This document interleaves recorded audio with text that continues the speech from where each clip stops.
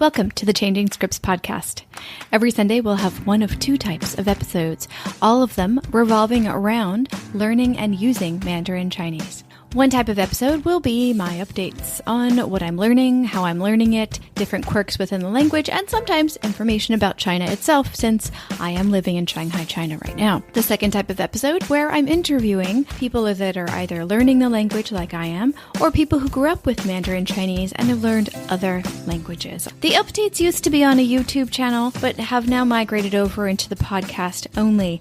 The interviews started on the YouTube channel as well, and they very quickly ended up on the podcast. So everything's been kind of going back and forth, but I think this is where we need to be. I think we need to be in your ears. I really, really do. Now, having said that, the podcast is also available to listen on its own YouTube channel. Check the show notes and you can find the link to the YouTube channel there. It's just in audio form. If you are studying Mandarin Chinese, have studied Mandarin Chinese, whether it be as a child, as an adult, you're currently studying, you're currently using the language, I would love to interview you. So please contact me. Also, I'm happy to announce that we now have an Amazon affiliate account. What does that mean to you? It means you can support the podcast without actually spending any extra money. In the show notes or on my Weebly account. So if you go to Steph-Fuccio, stepfuccio.weebly, weebly.com, go all the way to the bottom, you'll notice that there's an Amazon button. Click on that, and that'll bring you to my own very personal podcasting affiliate account with Amazon. Here's how it works. You just click on that link, shop normally, pay, get your items, be happy, and I'll get a tiny percentage of whatever you ordered. You do not pay anything extra. You also don't get a discount, but you get to support the podcast without doing anything super specially different. I greatly appreciate your support. I have one fancy new microphone, but I could use a second for my guests, and my computer is very quickly dying. And there's a lot of podcasting conferences, to be honest with you, I'd love to be able to go to. But since this is a passion project, kind of need some help with that. So that's what we're doing. I'm setting up some affiliate accounts and hopefully getting some sponsors soon. And hopefully we can make the podcast even better with each passing season. There's a few ways that you can feedback about what you hear in these two types of episodes, in any given episode, actually. If you go back to that Weebly website that I mentioned earlier, stepfuccio.weebly.com, go to the contact page and you will see a bright orange button. That's where you can send me a voice message, thanks to SpeakPipe. I love this service. You can leave me a voice message for free, and I can even reply in voice message form back to you. Let me know what you like, what you don't like, questions you have about the episodes, life in general in China, learning Mandarin Chinese, anything that you're curious about related to what we're talking about on this podcast. Thank you very much for supporting the podcast in any which way you can, and I look forward to your feedback. And again, if you know anybody learning Mandarin Chinese or interested in Chinese culture, especially modern Chinese culture, please do pass on the podcast. These kinds of podcasts are passion projects. They're created from a place of deep interest, and they need to find other people that have those interests. And the best way to do that is word of mouth. So you can go fill out an Apple Podcast review if you really want to, but honestly, I'd much rather you tell a few of your friends about this podcast, especially if you know they share this similar interest. Thank you so much, and let's dive into the episode.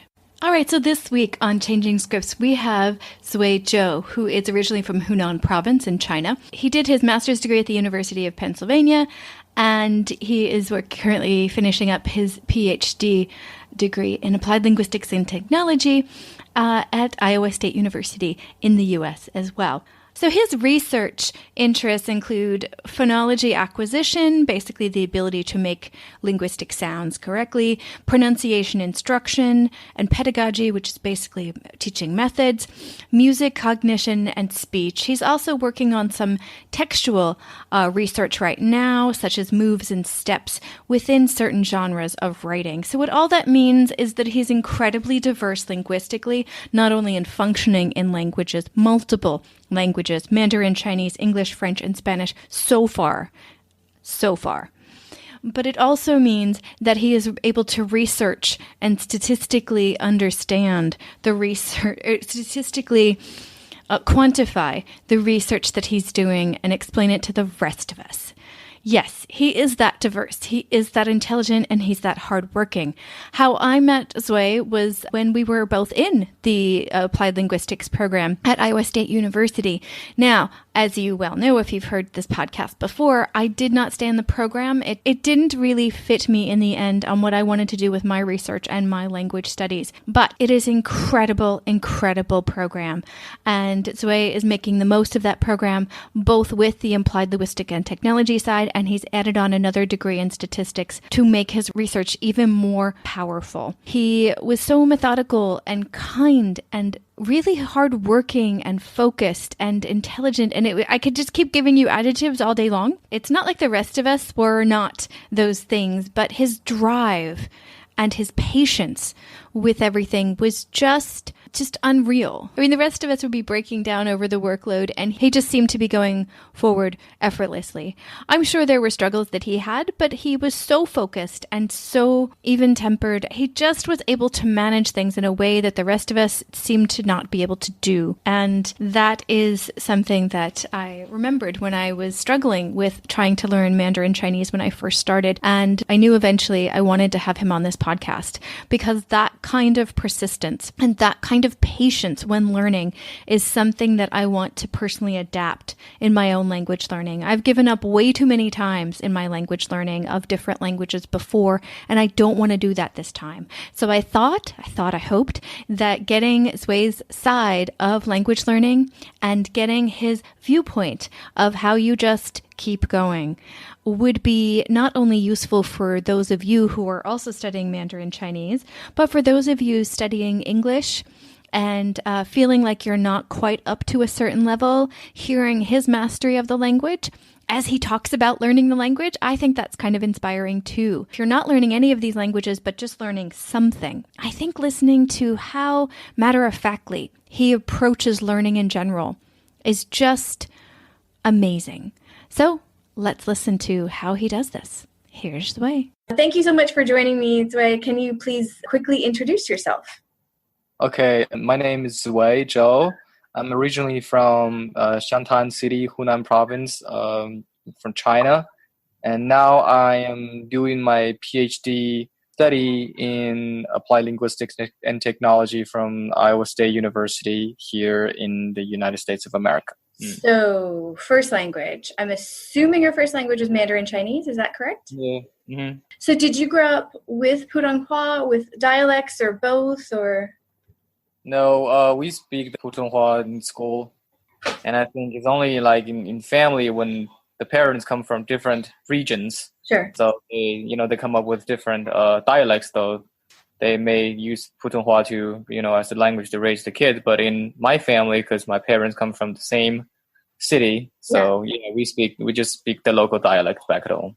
Gotcha. Okay. See, I grew up with Italian parents in the U.S., and so when I went to school, there were things that sounded different than I remember. So I think I have some memories of learning English, like my first language, of learning it more than most people that had that around them all the time. So this question might seem a little odd. From learning Mandarin Chinese in school, is there anything that sticks out to you during the learning process as a child? Oh, that's a long time ago. It's probably in primary school, even, preschool. So, we just learned the pinyin, the alphabet, phonetic symbols, and I think we learned, first of all, from characters, and then we moved up to words.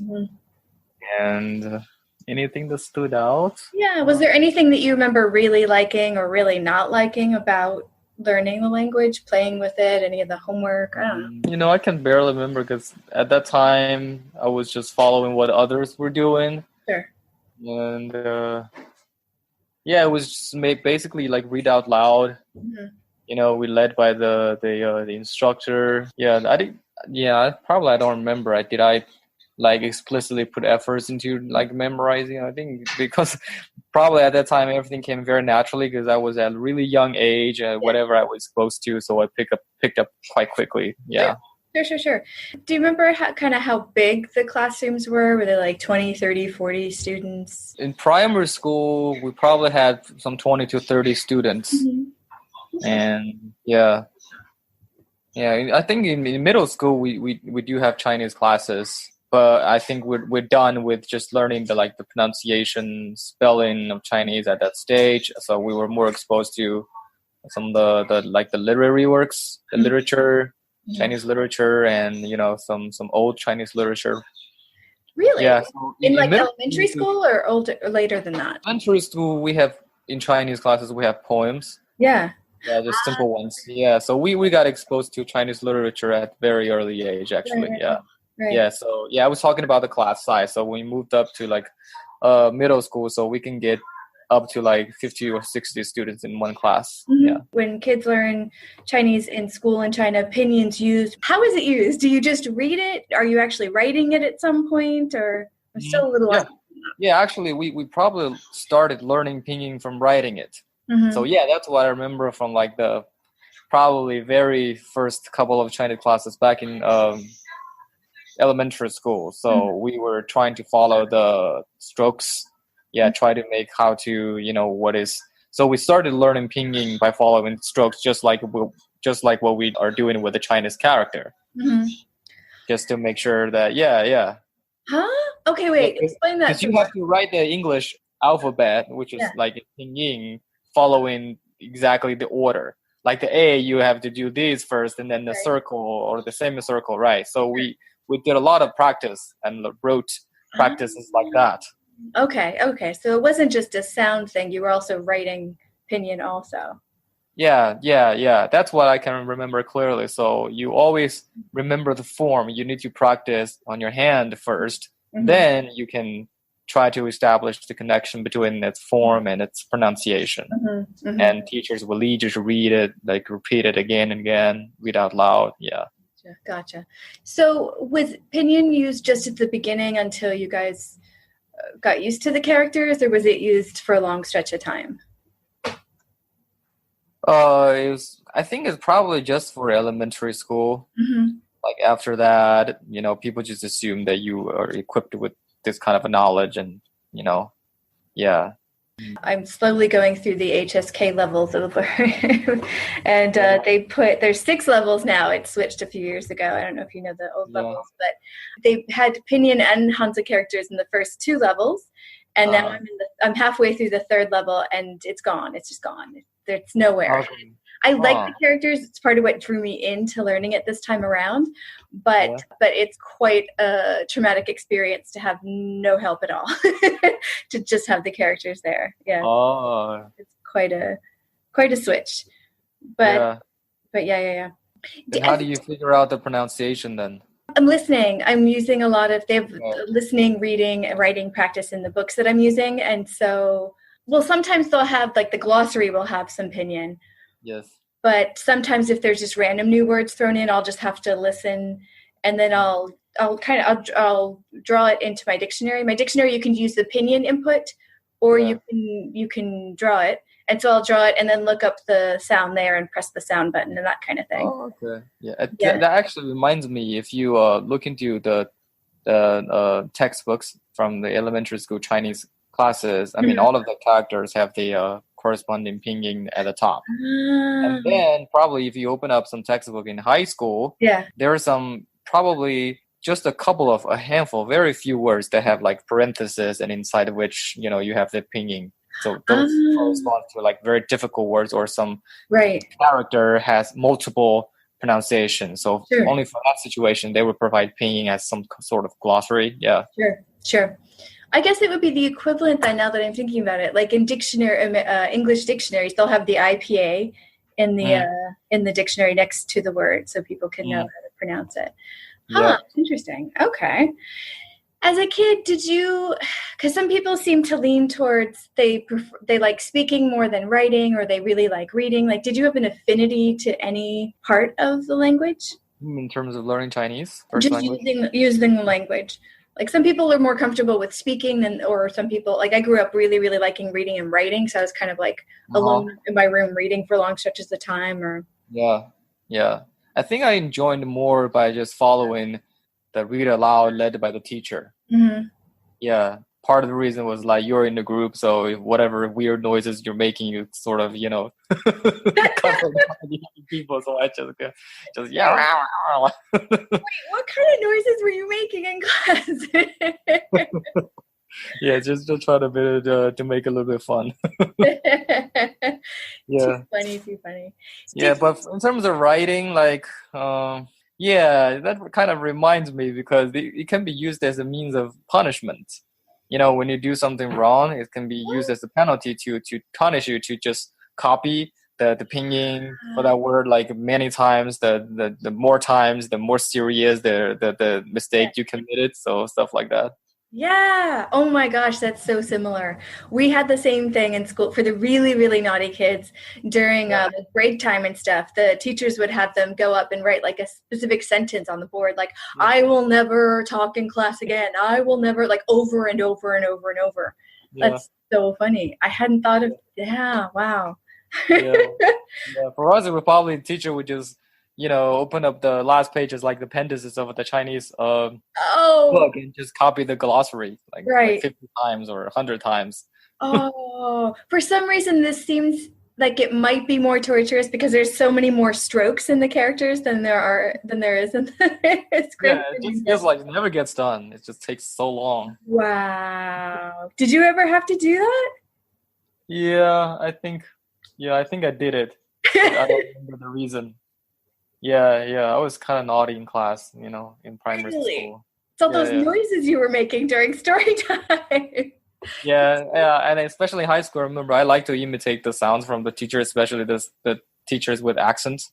Yeah, but we do this quite in a sneaky way, and then, we try to make a lot of fun with the teacher. Yeah. Oh my gosh, that's so funny.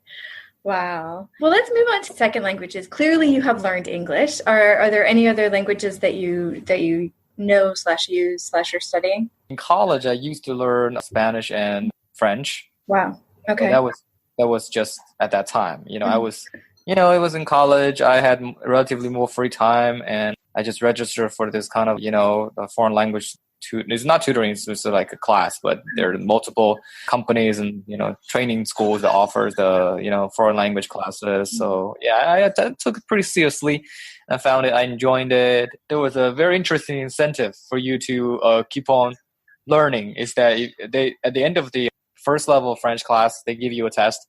And if you get like the top one of the class, you're gonna get free class for the second level. Wow. Yeah, and I got the first one, and I get free lessons for the second level. Wow, that's pretty good incentive. Yeah. Yeah. Now, this is your undergraduate work, right? Yeah, it was in my undergrad. Was that in China? Was that in the US? Yeah, it's in China. It was in China. Okay. Yeah. Wow, free class. I think I would have been more motivated had I gotten free classes. Yeah, but I never took any classes with the Spanish. At the time, people say Spanish and French were so similar, so it's a good idea to learn them, simultaneously. Mm-hmm. So I learned some Spanish by myself, and it was just really rudimentary. My French level at that time, I was able to like engage in some very basic daily conversation, like introducing myself, talking about weather and stuff, and I was good at speaking, and I can read some French text as well. Right. But we did not have much practice on writing because it was just level 1. So sure.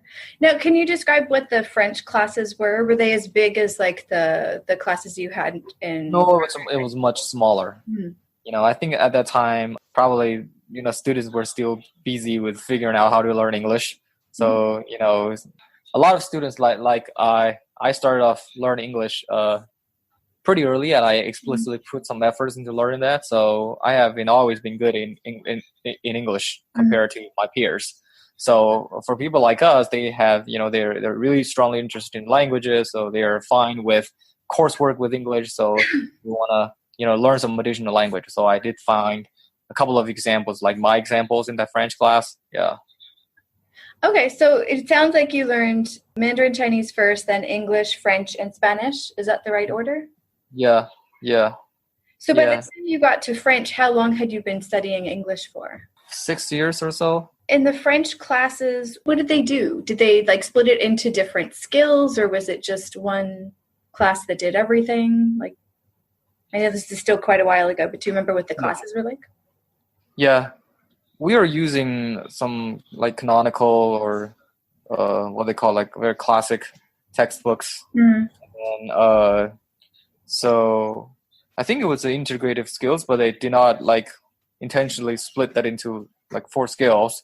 So every chapter in a unit has a main passage, so that's like the most difficult part. So before that, they probably will equip you with the target vocabulary, and from there you can probably work on the pronunciation. Yeah, and that will prepare you to the reading text. I don't remember exactly how much we were able or supposed to write. As I said, it's level 1 class, so probably not much focus is on writing, but definitely reading and listening and, you know, vocabulary pronunciation is there. Sure. Was there anything that the teacher did in the class that you ended up using to self-study either French or Spanish outside of class? Like any method? Yeah, I think those probably have always been focusing on pronunciation. I think the rules, the grapheme phoneme rules the teachers taught, I think I used that a lot and, you know, apply that outside of class situations. Okay, so you're gonna have to explain that. Yeah, so like when you read the structure or the form of the word, that helps you to connect to its pronunciation. So with that, with you grasping that skill, you can read the French text without understanding its meaning, right? Okay, yeah. So it's just like the sound, spelling connection. Yeah. Right. Oh gosh, that's called graphic phonemes. That is exactly what I'm doing right now in my in my Chinese learning. I can read even the new stuff really well, but there's a lot of sentences that I'm like, first time reading it, I don't really know what this because it's usually conversations. I don't generally know what it's about, but I come back to them 4 times before I take the test. So I'm like, okay, second or third time I'll focus on the meaning, but the first time I just want to make sure I can read it. I didn't realize I had a word. Or a phrase. Thank you. Yeah, like phoneme, grapheme. Graphing. Awesome. That's gonna be my next video. I never noticed that you can make that connection, because in Chinese the connections are really complicated, right? The phoneme graphing connection? Yeah. I don't think. No, I mean, I feel like everything is complicated in switching from English to Putonghua, so I'm not sure how to answer that. Why did you think it'd be more complicated? So I'm interested in knowing what are some of the like strategies you apply to like figure out the pronunciation without knowing the meaning. Oh, I don't figure it out. For me, it's exposure. I have like a ton of flashcards. I have the listening text, and there is pinyin sometimes when they're introducing a word. And I use. Do you know Pleco, the dictionary Pleco? No. Oh, it's awesome. I guess it's for learners of Chinese, I suppose. It's an online dictionary, so you type in the word, and then you go into it, and then it has all kinds of things. Oh, that one doesn't have it. Sometimes it will tell you the strokes. It'll show you the strokes order in a video. It'll like have the sound.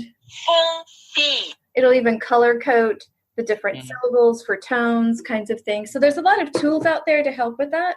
Yeah. But I found kind of accidentally that even though like the meaning, I was studying a lot of the meaning, like the pinyin and the meaning to kind of understand the words so I could read, I found that the sounds of the words was staying sooner than the meaning.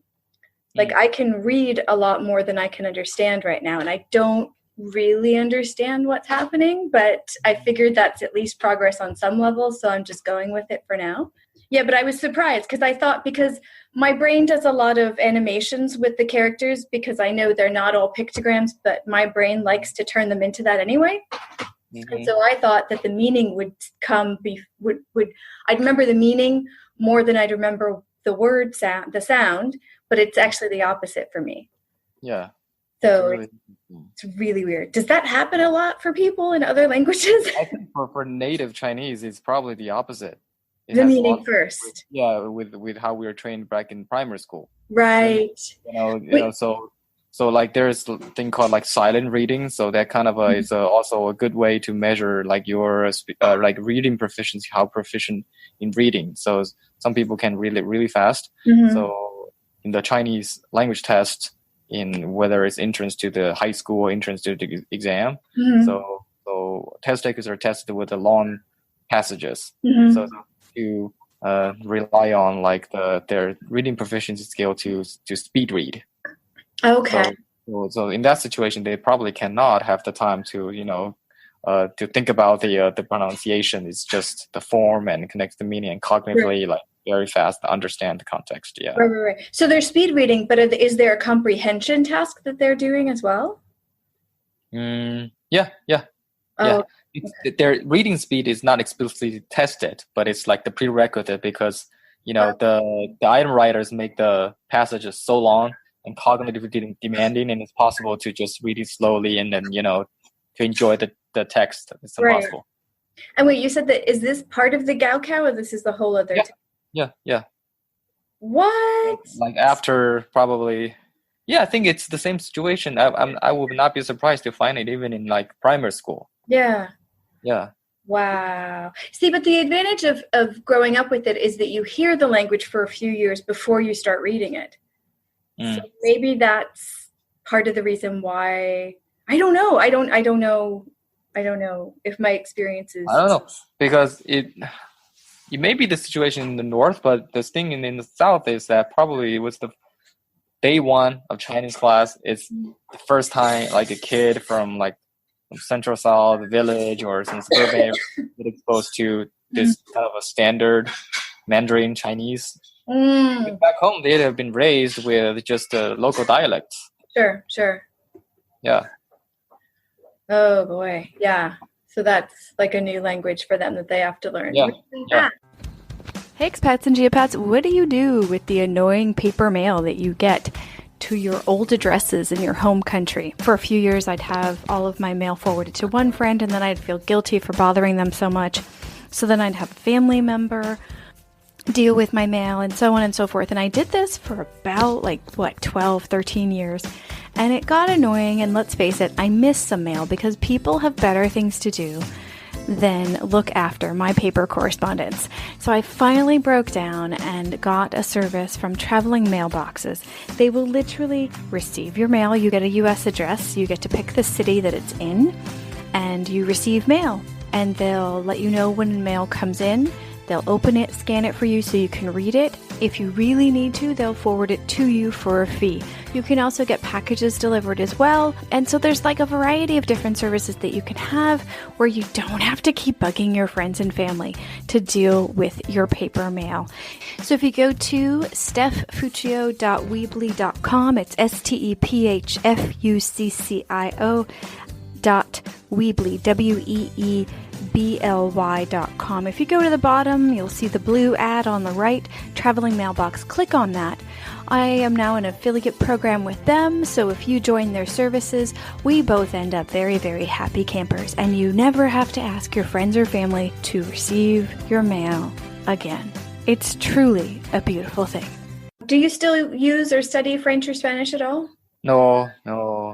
Yeah, it's a pity that I don't have time. Yeah, well, you're super busy, right? Yeah. You're done with the PhD program. What is it, next year? No, it's still gonna be 2 years for me. I'm starting the stats degree this semester, so it's gonna take additional year. So this is a 2-year program. That's so smart to do, though. So smart. My goodness. So when you were first learning English, I'm assuming that was primary school. Is that right? Yeah. Was English taught the same way that Mandarin Chinese was taught, or did they do that differently? Reaching back in your memory. Yeah, of course. The obvious difference is that for the English textbook, it's just simple conversational dialogue, and some simple vocabulary. But for Chinese, it's like literature works are introduced very very early age. Yeah.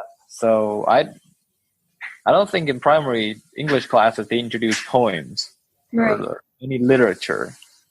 Huh. Yeah. The poems that you guys learned in Chinese, do you think the students understood what was, Yeah. like, I don't know the concepts that were in them, but do you think the students understood the meaning of what they were reading in those poems? Yeah, because it has like it has explanations. Oh, okay. Yeah. So it has some kind of a footnotes and sometimes marginal notes. Yeah. Tell you, okay, so this character, because in ancient in poems from ancient times, it's one of the characteristics is that it's very concise. So probably the idea can be expressed by 5 to 6 characters, but if you want to explain it, you come up with probably even a passage. Okay. Yeah. So I wonder, because there are poems in existence in English, lots of them, and we actually learned some in my elementary school in our English classes. Actually, a lot of them. We had to memorize poems and recite them in front of the class and do those kinds of things. So I wonder why those aren't used in second language textbooks. That's an interesting point. Yeah. I was not exposed to English poems until college. I think only like English major students get exposed to English literature. That's so funny because there's even some poems that were written. I remember they were written like specifically for children. Like some of them were even in children's books. Yeah. And so what? That's interesting. Oh my God, there's a whole market out there that's not exploited. So we got to get on this. Yeah. I think now it does not, include in the mainstream education because all of these materials they decided from like the Department of Education, the Ministry of Education, right?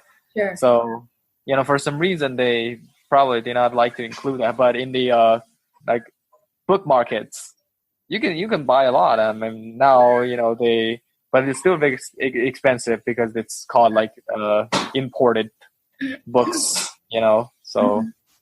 Yeah. So the things that you were learning, they were just like functional conversations, like how to in a store kind of.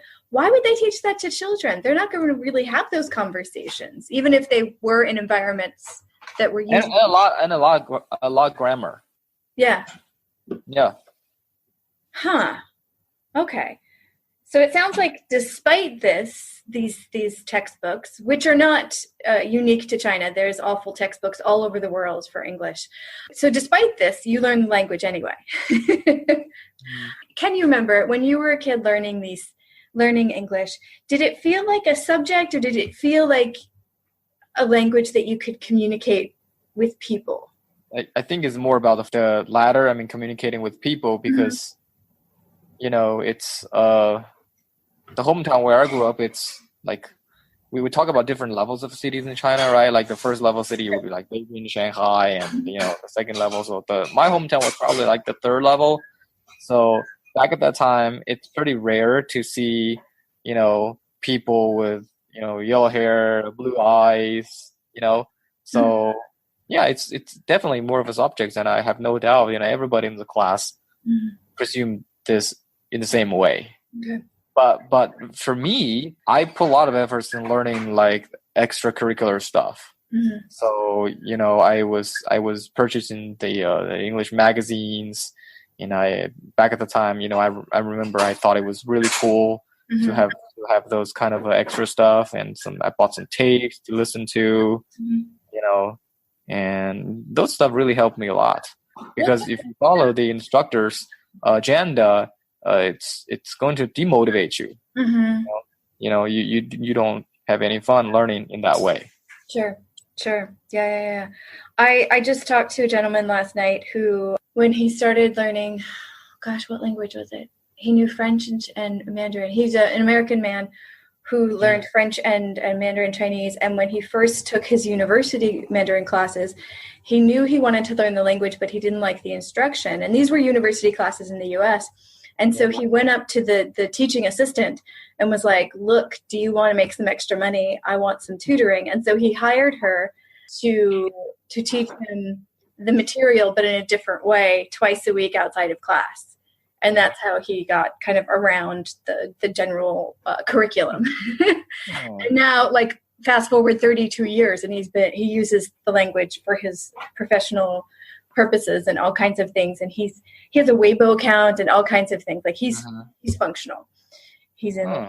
I wonder. I'm not really someone that wants to write textbooks or anything, but I do wonder why they end up being such stale creatures. Like, why that kind of material and that method ends up in those books and ends up in so many schools. Mm-hmm. I don't know. It's a pondering. Yeah, the policies. Right? Tell me about the magazines. What kind of magazines were you reading? It was just like a monthly magazine, and the magazine was accompanied with tapes, so you can play the tapes and listen to the sound, the reading of the passage. Back at the time, I think I was exposed to like real English, like far more beautiful English than what I learned in school. Yeah. Beautiful English.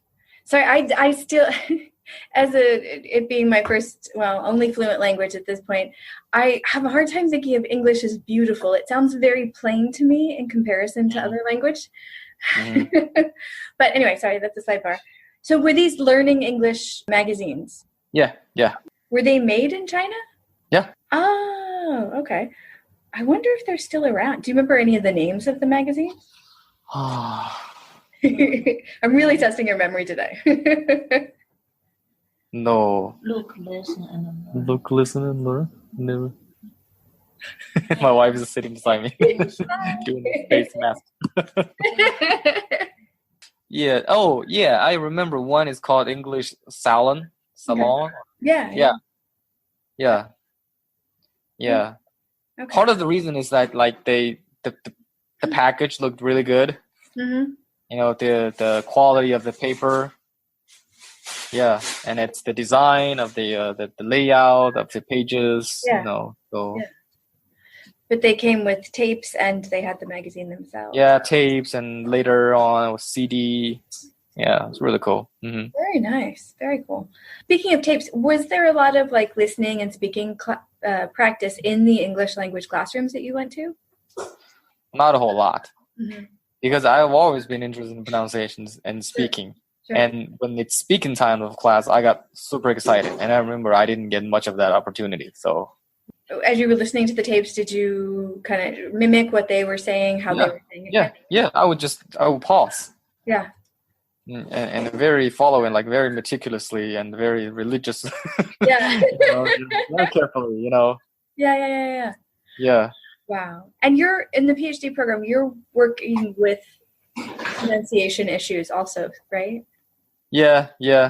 Is there a way you can explain that to our listeners in a simplified way? I know it's very complex, but is there a way you can kind of explain what you mean pronunciation? my work with pronunciation? It was like only the beginning of my PhD. I'm now working more with text actually, but I can trying to. Yeah, I'm working with Elena now. Oh, gotcha. Okay. So yeah.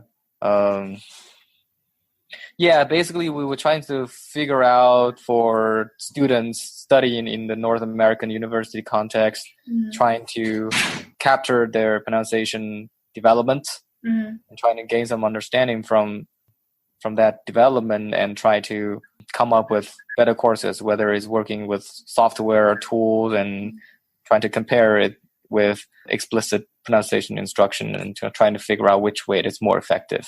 Gotcha. Okay. Yeah. And now you're working more with like written text, like student texts? No, Elena has a project so we are looking into the corpus of, a bunch of research articles. So I'm mostly doing modeling, machine learning modeling, and building, classifiers for her. And then we focus a lot on not just increasing the model performance, but we want to gain some understanding about the feature. So nowadays we are doing the what they call the error analysis, a feature-based error analysis. So we want to figure out what features are driving the automatic model's decisions or are confusing the model versus how human judge the features to be indicative of certain moves or steps, and because they're doing the move step analysis for that articles. Yeah.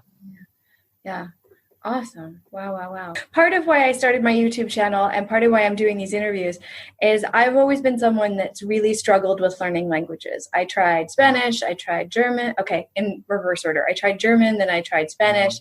And this is I think my third time trying to learn Mandarin Chinese. Mm-hmm. And I keep meeting people who seem to naturally, not that it's not hard work, but they seem to pick up on languages quicker.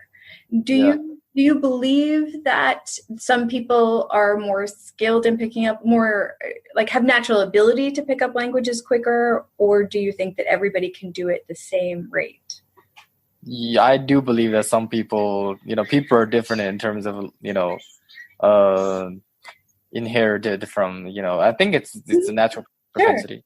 Well, it makes sense. I mean, we have other things that we go, okay, clearly we understand that with a lot of athletes, a lot of them have a genetic advantage. So why would we believe that some people have a linguistic advantage? Okay, but without being too pessimistic, do you think it's still possible if people don't have a linguistic advantage cognitively? Do you think they still can learn multiple languages?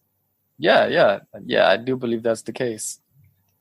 It takes a lot of effort, and for those people who are good at language, they probably will be poor in some other aspects. They're probably not good at like memorizing, So for those people who are not that sensitive to like distinguishing different sounds, but they probably are more industrials, and they put more efforts into, and simply just more time into that. And I think that would make a difference there. Sure. And when you were using these tapes and you were kind of shadowing the sounds in them and things like that, did you have a goal of where you wanted to use the language? Did you think you were going to study overseas, or? Yeah, actually, why I started at the get-go, at the very beginning, I was interested in it. I remember the English lesson was introduced in 4th grade of primary school. Okay.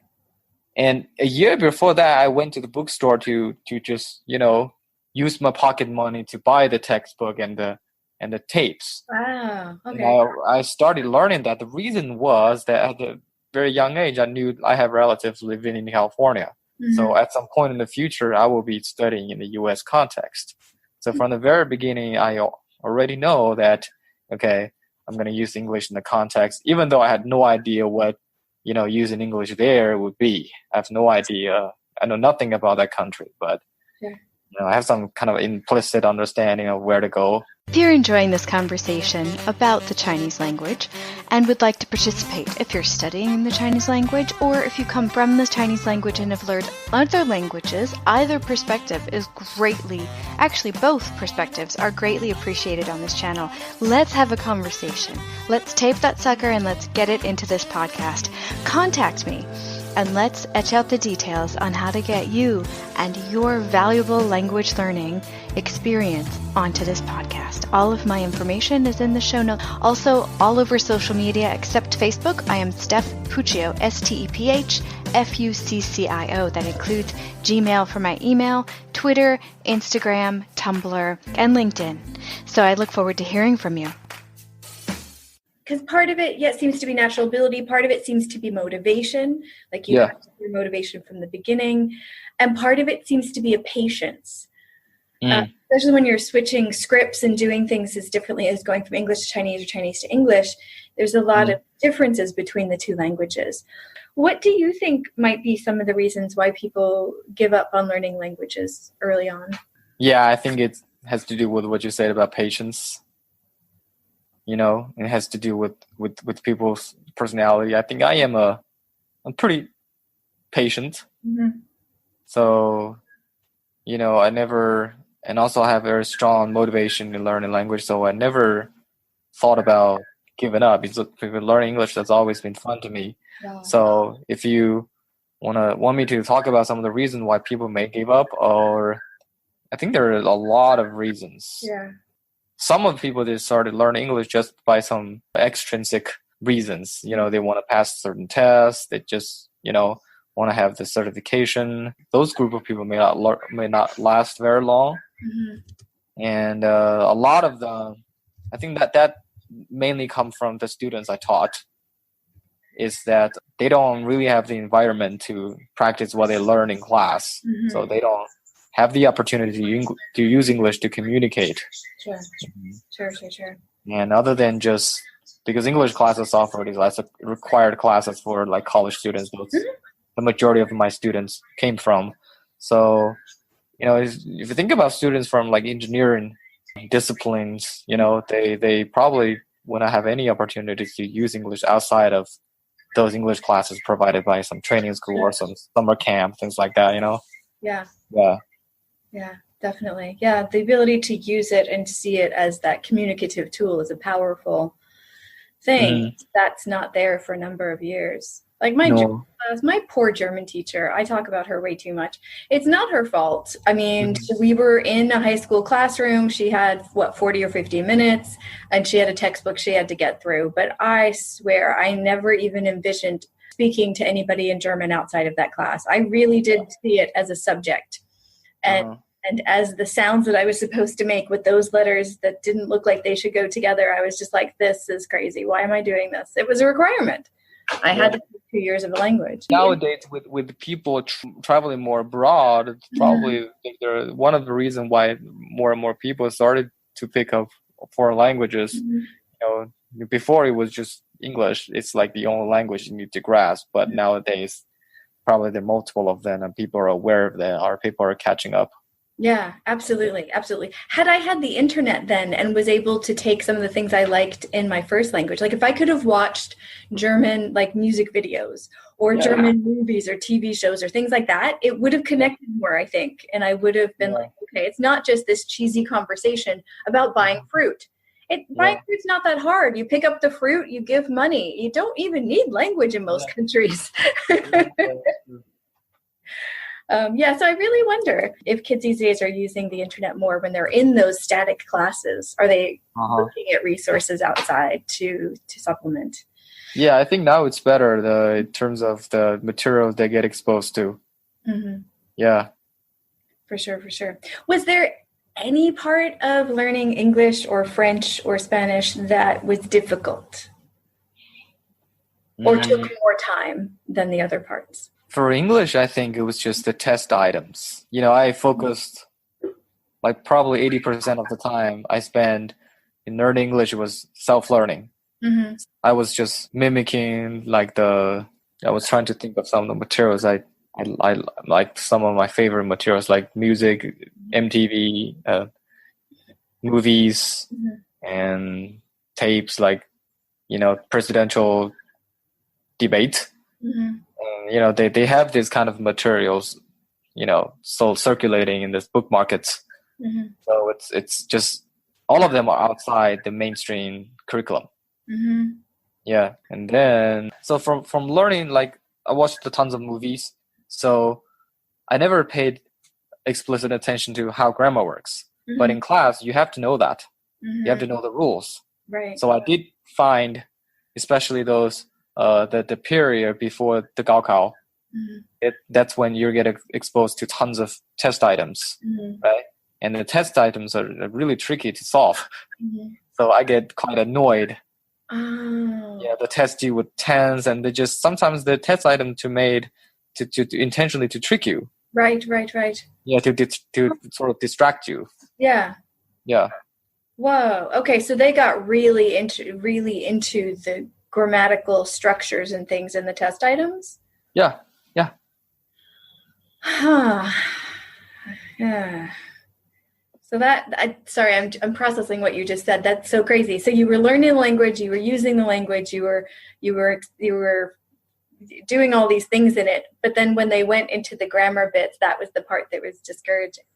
Because you don't think about it when you're using the language. Yeah. It's much more about the trends and using things that work and getting the information back in the conversation that you're having. Yeah. Interesting. Do you know you didn't take the Gaokao that long ago, did you? Is it like... It's been a while. It's been a while. They have done some changes in the past few years. Have you heard anything about how it's changed in the English language part? Not a whole lot. No, me neither. So I just know there's been changes, but I don't know. Yeah, I should have looked at more. It's a good like research topic. Yeah, if it's changed. If it hasn't, though, yeah. But it's not. Again, that's not distinct to China. A lot of testing is focused on those parts, which isn't really how the language is used. You don't walk up to someone and say, "Hey, give me an example of a causative passive." It's like, no, it just doesn't happen. Well, and if you did, they'd walk away. Yeah. What are you saying to me? If I ask you in China, with all of the accents and dialects and whatnot, where do you think is the clearest accent? The one that would be the easiest, most standard, Putonghua? Oh, it's definitely from the north. Mm-hmm. You know, Beijing, around that area, Hebei province, because that's the basis from where the Putonghua derived. Yeah. And what might be the hardest accent to understand? Oh, there are just so many of them.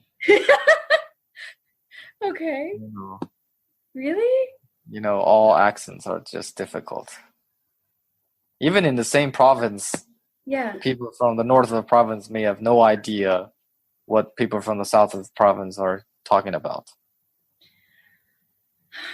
So, even within the city, in some from the east coast, not Shanghai, but like Jiangsu and that area. Even within like one like county, you have multiple. It's just multiple language barriers. People just have no idea. Without conversing in Putonghua, they have no idea what others are talking about. Right. Even though people maybe just living from the next village. Yeah.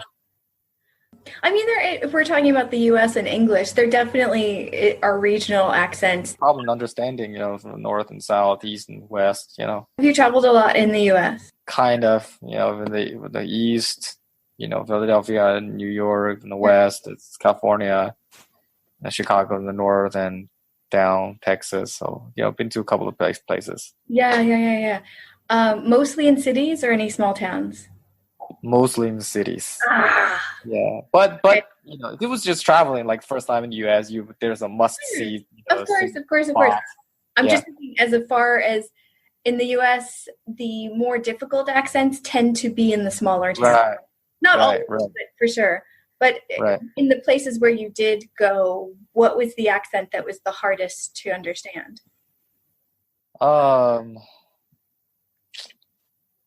Let's see.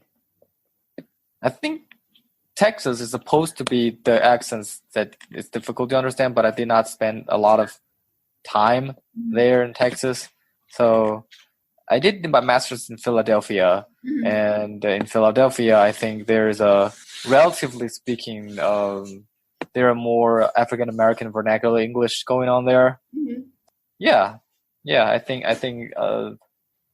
that type of variety sometimes can trick me. Sure. Yeah. That's funny. I grew up about an hour and a half or 2 hours west of Philadelphia in a small town which had a Pennsylvania Dutch accent. And we came from New York City, and I was even as a child, I was just looking around going, you guys sound weird. Like I fought like crazy. Like I lived there when I was 8 until I was 20, and I fought like crazy not to take on the accent because I was young enough to pick up the accent, and I was fighting it. I lost my New York accent, but I didn't gain their accent. And there's nothing wrong with them. They were very nice people, but it just sounded so twangy and so weird. Like German has some lovely moments. Dutch even has some lovely moments, but this Pennsylvania Dutch accent was just so weird to me. And I was just like, I'm not going to take this. So my poor third grade teacher, when we moved, I was just like, I must have been looking at her like the whole time because she had such a deep accent. And I'm like, you're not going to infect me. Yeah. But it's interesting, even within Pennsylvania, just that hour and a half difference. how different language is. Sometimes, Ziwei, I honestly wonder how communication happens. There's so many things in language that can stop us from understanding each other. Yeah. It's truly amazing. Truly amazing. Well, when you're done with your PhD, do you have any want, need, or desire to pick up any new languages in the future? Yeah. I always wanted to learn more languages. What are some that you want to learn? Well, I'll continue with French and Spanish. Mm-hmm. And yeah, I have not decided on the new language yet. Mm-hmm. Probably some Asian language. Mm-hmm. Yeah, like Japanese or Korean. Actually, as an English major, you're required to choose a second language. Mm-hmm. At that time, I chose Japanese, but I did not learn anything about Japanese. I passed the class. Wow. Because of the usage of the Chinese characters or the Hanzi characters in Japanese? Is that how? No, I was just memorizing some testing items and yeah. Wow. Okay. And you passed the classes with that. Wow. Yeah, the test was, it was the first level class, so it was easy. So it was mainly about figuring out the structure of pronunciation. Mm-hmm. Yeah. Yeah. Well, two final questions for you. One, do you find that being in the U.S. and using English a lot, that you're losing some of your ability to communicate in Chinese? First language? Yeah, especially the first not just first year or two. Mm-hmm. Yeah, and that's quite common because I talk a lot with, Chinese. Some of my friends are mostly Chinese, so they all experience that and saying that, okay, now I don't know my Chinese is not as fluent as while I was in China. Sure. Yeah. So did you find yourself trying to do like read or listen or do certain things in Chinese to keep it active, or? No, I did not do it. I never did it intentionally. Yeah. Okay. Last question, and this question was one that a lovely woman named Lucy, who works for Six Tone magazine in Shanghai, and she likes asking people, what language or languages do you dream in? I think both Chinese and English. Yeah. I just gonna say to you that at the top of my head was, because the other day I was, it's totally irrelevant, but I just want to share it with you. The other day I was at Stat Department orientation.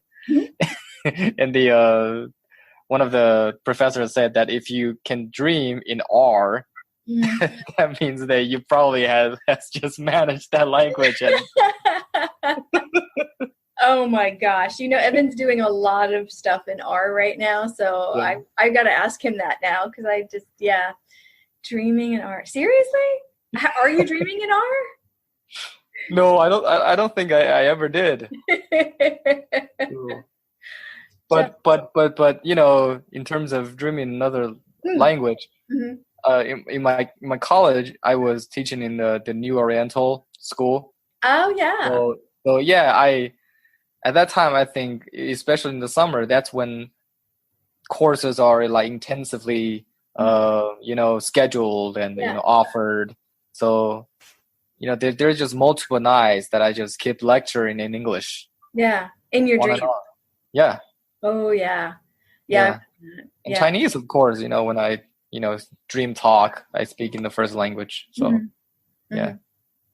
Do you find that a dream will switch between the two languages, or it'll just be like one dream, one language kind of thing? Oh, it'll be really interesting to record and see and figure out what's going on, right? Yeah, but I don't remember exactly, like I ever did like code switch during dream. Yeah. But it would be so funny, right? That'd be a really, really fun movie for someone to make. Like if they did a science fiction movie on like dream recorders, and then you can wake up and watch your dreams, and that'd be cool. That'd be cool. Anyway, thank you so much. I really, really, really, really, really appreciate this. Yeah, no problem. Let's keep in touch.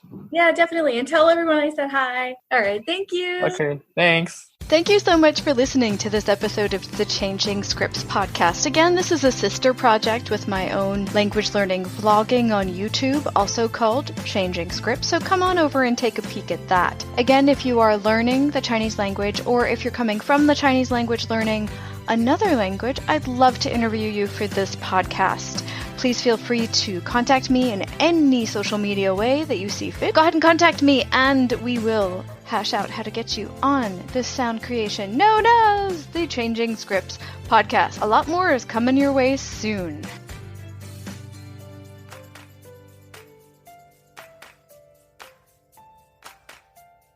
Membership fees apply after free trial. Cancel anytime. You know what's wrong with health and fitness? You weaponize it against yourself. Why didn't you go to the gym today? You're so lazy. Why did you eat that? You have no self-control. Stop it. At Beachbody, we think training and caring for your body in a way that works best for you should be about loving yourself. Let us help you without all the judgment. Here's how. Go to beachbody.com to claim your free membership and start feeling great.